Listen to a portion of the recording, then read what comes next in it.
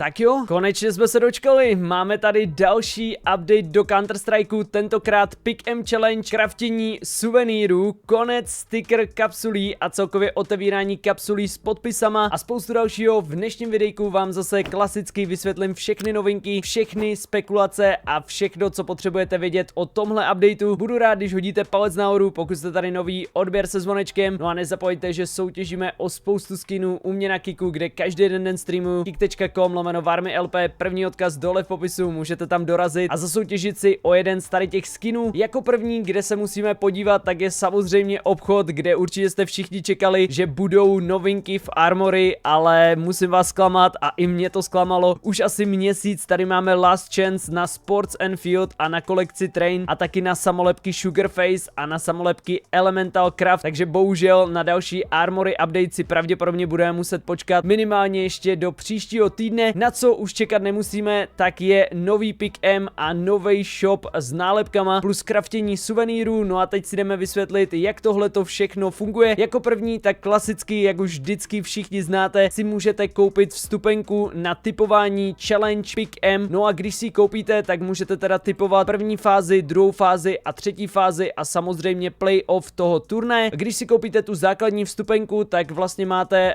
tu coinu plus dostanete za každý upgrade ty coiny 300 tokenů, za který si můžete nakoupit samolepky. O tom se budeme bavit za chviličku. Takže když si koupíte tady tu základní viewer pass, tak máte vlastně tu coinu, kterou si můžete dát na profil a plus ji můžete až 3krát upgradenout na silver, gold a diamond a můžete získat 900 těch tokenů. Hodnota 100 tokenů je nějakých 89 centů, to znamená necelý 1 euro, takže můžete vlastně tím, že budete dobře pikovat, vydělat až těch 9 euro za ty dobrý piky. Plus si můžete koupit tu upgradeovanou, kde máte 900 tokenů navíc a myslím si, že i v ní byste měli dostat za každý upgrade 300 těch tokenů navíc, takže můžete vlastně získat až teda 900 plus 900 1800 těch coinů na ty samolepky, když si koupíte tu upgradenutou. No a pak už jenom klasicky tady prostě nějaké způsobem natypujete. Určitě pokud byste chtěli, tak se můžeme i společně podívat na Pick M a nějaký moje predikce. No a potom teda už stačí jít do shopu, kde můžete ty tokeny utrácet, ale můžete si i ty tokeny koupit za reální peníze. Nenajdete tady žádný sticker kapsule, nenajdete tady žádný týmový kapsule, žádný IEM kapsule, nic takového. Najdete tady seznam týmů, který se kvalifikovali na Major. Pokud si chcete koupit třeba samolepku Sinners, tak si prostě rozkliknete Sinners, můžete si tady koupit týmový samolepky, můžete si tady koupit i samolepky jednotlivých hráčů, takže třeba budete chtít koupit zlatýho beastíka. Vidíte, že stojí 548 těch tokenů, takže když si ho dám tady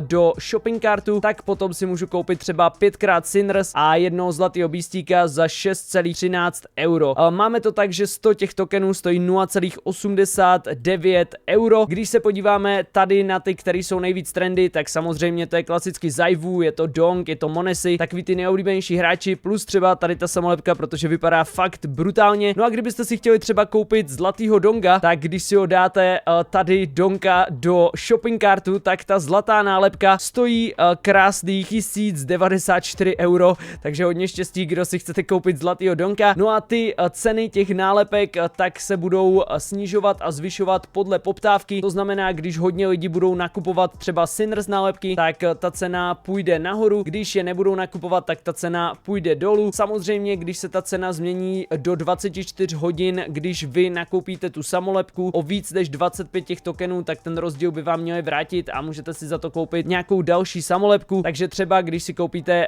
samolepku za 100 000 tokenů, ona za 24 hodin padne na 90 000 tokenů, tak 10 000 tokenů dostanete a můžete si za to koupit něco dalšího. Takhle to teď funguje, prostě žádný různý kapsule, žádný týmový kapsule, nic takového, jenom jednotlivý nálepky a jejich cena. Plus tady teda máme dole klasicky ty SL nálepky, můžete si koupit třeba zlatou za 9736 těch tokenů. Teďkon jsou ty ceny up to date, ale bude se to určitě měnit, takže očekávejte, že třeba ta cena zlatého Donka půjde možná nahoru, možná dolů. Samozřejmě to uvidíme, jak to vezme trh. Když se teďkon Dong za těch 122 000 nebude kupovat, bude se kupovat ostatní nálepky, tak cena půjde dolů a takhle to bude teda v průběhu celého toho turnaje. Plus teda, když budete mít tu Pick M dobře natypovanou, tak tady se vám objeví tokeny a můžete je utratit za jakoukoliv nálepku uznáte za vhodnou. No a teď jdeme na to craftění suvenýrů. To vám zatím nemůžu ukázat, protože zatím to teď aktuálně aktuálně není ve hře. Každopádně mělo by to fungovat tak, že si vyberete nějaký skin, například Factory New Dragon Lore, vezmete ho a přetáhnete ho na odehraný zápas, třeba finále bude možná Vitality proti Falcons, něco takového, a vy si vezmete to Factory New Dragon Lore, přetáhnete ho tam, vyberete si, jakou nálepku na něj chcete dát, zaplatíte jenom cenu té nálepky plus možná něco navíc, tam ještě úplně ta cenotvorba není podle mě dobře dořešená, takže to vám určitě ukážu, až bude odehraný nějaký zápas na Majoru. No a vezmete si potom z normálního Dragon Lore Souvenir Dragon Lore, a jak určitě víte, tak Souvenir Dragon Lore byly mega vzácný a teď si myslím, že po tady tom eventu už tak vzácný nebudou, takže nevím, jestli je to úplně dobrá cesta, jak vlastně tvořit ty suvenýry. Myslím si, že tady to bude Major, ze kterého bude nejvíc suvenýrů, co kdy bylo. Já jsem docela velký sběratel suvenýrů a trošku mě to mrzí, protože tady mám třeba i suvenýry prostě z Dreamhacku 2014 a podobně, a myslím si, že ty suvenýry nebudou prostě mít takovou hodnotu, když se bude moc vykraftit úplně každý z jakýkoliv skinu, ale samozřejmě uvidíme, až to bude potom reálně ve hře. Jako další teda nám ještě opravili